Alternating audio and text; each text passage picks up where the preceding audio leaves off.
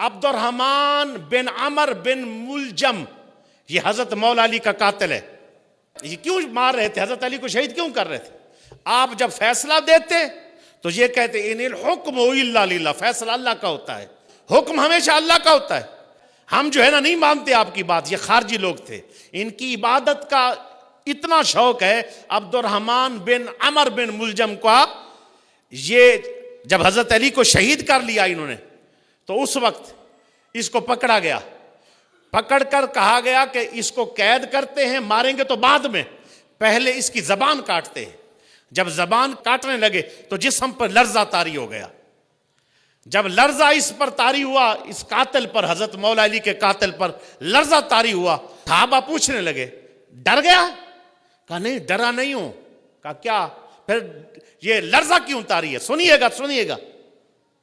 لرزہ اسی لیے طاری ہے کہ آپ مجھے 10 دن بعد قتل کرنے والے ہیں، تو 10 دن میں کیسے گزاروں گا اگر تم میری زبان کاٹ دو گے؟ میں تو ایک لمحہ بھی قرآن کی تلاوت کے بغیر نہیں رہتا. ایک لمحہ بھی قرآن کی تلاوت کے بغیر نہیں رہتا. میں تو رات دن سوتا ہوں تو قرآن پڑھتے پڑھتے نیند آتی ہے. جب میری آنکھ کھلتی ہے تو میری زبان پہ قرآن جاری ہوتا ہے. اب مجھے آپ مارو گے، مار ڈالو، لیکن میری زبان نہ کاٹو، اس سے قرآن چلتا ہے. اندازہ لاؤ عبادت کا عالم یہ ہے کہ قرآن اتنا پڑھتے ہیں لیکن دشمنی نبی کی اولاد سے اور نبی کے خاندان سے اتنی ہے کہ حضرت مولا علی کو شہید کرنے والا، قتل کرنے والا قاتل یہ کہہ رہا ہے. یہ خارجیوں کی علامت ہوتی ہے کہ وہ عبادت پہ تو زور ہوگا لیکن نبی کے ساتھ اور نبی کی اولاد کے ساتھ ویر ہوگا. بڑے بڑے بستر دیکھ کر متاثر نہ ہو. کوئی ادھر سے اٹھا کر ہند سے سندھ پہنچ جائیں، جی انہوں نے اتنی محنت کی ہے. دین پر اتنی محنت ان لوگوں نے بھی کی تھی. بھئی 6 اہل بیت کے افراد، حضرت امام موسیٰ کاظم تک، امام احمد رضا تک جیل میں رہے ہیں اور ان لوگوں نے زہر دے دے کر ان کو قتل کیا ہے. زہر دے دے کر قتل کیا ان لوگوں نے. کیا آپ کو بتائیں ان کی دشمنیوں کی حد کہاں تک تھی؟ سارا دن قرآن پڑھتے، ساری رات قرآن پڑھتے اور سجدے کر کر کے ان کے ماتھوں پر نشان پڑ گئے اور ان کے جسم ایسے ہلکے ہو گئے، رات دن کھڑے رہتے تھے جناب والا قرآن پڑھ کے، لیکن وہ قرآن ان کو ہدایت نہ دے سکا. کیوں؟ وجہ کیا ہے؟ میرے ذہن میں سوال آیا. یا اللہ، آپ کے ذہن میں بھی سوال آئے گا نا، میں سوال کا حل دے رہا ہوں. میرے ذہن میں بھی آیا، یا اللہ اگر وہ تھے اتنے منافق، جانا جہنم میں تھا ان لوگوں نے، یا اللہ اتنی ان کو عبادت کی توفیق کیوں دی؟ سنیے گا وجہ کیا ہے.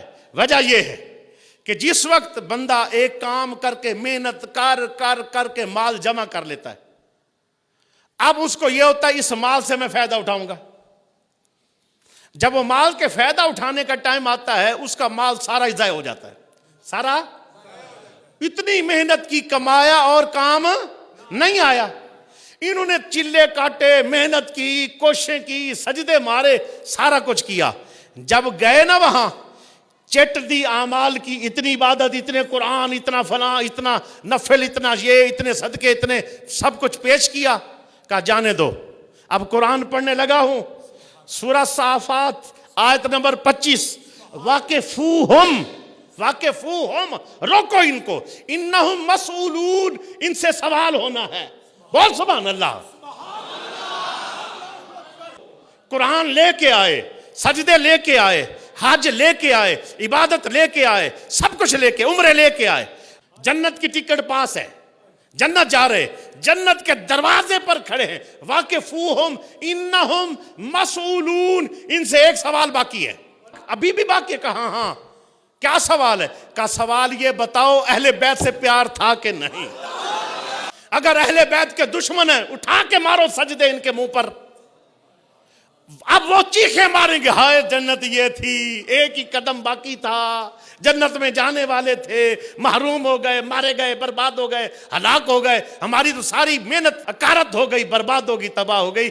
اللہ بھی اسی لیے توفیق دیتا ہے، رگڑو، لگے رہو، سب کچھ رہو، سارا کچھ تیرے منہ پہ ماروں گا. اسی لیے الحمدللہ کھول کے واضح الفاظ میں ہر انداز کے اندر الحمدللہ صحابہ کے بھی نوکر ہیں، اہل بیت کے بھی نوکر ہیں.